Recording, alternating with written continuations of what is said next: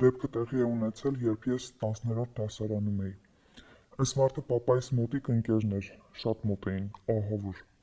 Ես այդ ժամանակ 15-16 տարեկան էի, ինքը ինձնից բավականին մեծ էր, երևի մի 46 տարեկան լիներ այդ ժամանակ։ Ինքը հաճախ գնում գալիս էր մեր տուն։ Իմ ծնողները իր ու իր ընտանիքի հետ շատ մոտ էին։ Անգամ իր կինը եկել մնացել է մեր տանը, մենք ենք գնացել։ Գոնե 2 օրը մեկ գնացել եկել է։ Իրար հետ ընտանիքներով շատ լավ ժամանակ ենք անցկացրել։ Ու մի օր ինքը ոնց որ բավականին շատ էր խմած ու ես գնացել էի իրանց տուն։ Ես իրանց տուն սովորական գնում էի, այդքան մոտ էինք իրար հետ։ Այդ ընթացքում անդադ ինքը փորձում էր ինձ կպնել։ Ես անդադ հետ էի քաշվում,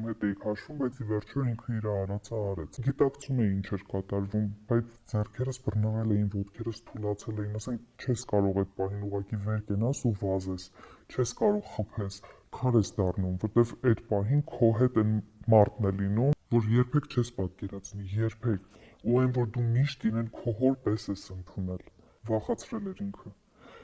Դրանից հետո մի ժամ անցել էր, ես դեռ անշարժ թուլացած պառկած էի, ասացի տուն եմ գնում։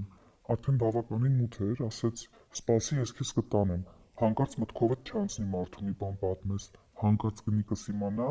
ձեր տան մեջ պաժար կանեմ։ Ու էլի չեմ էլ փորձել կիսվել թեկուզ ընկերներիս հետ։ Դրանից հետո ես միշտ խուսափել եմ, ինքը անդադ փորձում էր իմ հետ կապ հաստատել, ես անդադ իր համարները սև ցուցակ էի գցում։ Հենց հիմա էլ վերցնում եմ, տեսնում եմ ինքն է խոսում, առանց պատասխանելու անջատում եմ։ Դեպքը եղել է մի անգամ, հետո ինքը փորձել է անդադ կապվել ինձ հետ, բայց ես էլ թույլ չեմ տվել։ Ինձ թվում է իրան արհամարհել է իրեն հերիք է։ Իմ հոգեբանական ապրումները, վախերը թույլ չեն տվել ինձ մինչև այսօր խոսել այս ամեն ինչի մասին։ Մյուսը իմ առողջական խնդիրները, որ առաջացել են հատկապես կապված մաշկի հետ, ու ես չեմ կարողանում գտնել մասնագետ, ում կարող եմ ասել, թե ինչ է իրականում կատարվում իմ մարմնի հետ ու ինչից է դա առաջացել։ Ես շարունակում եմ փնտրել ու ապրել։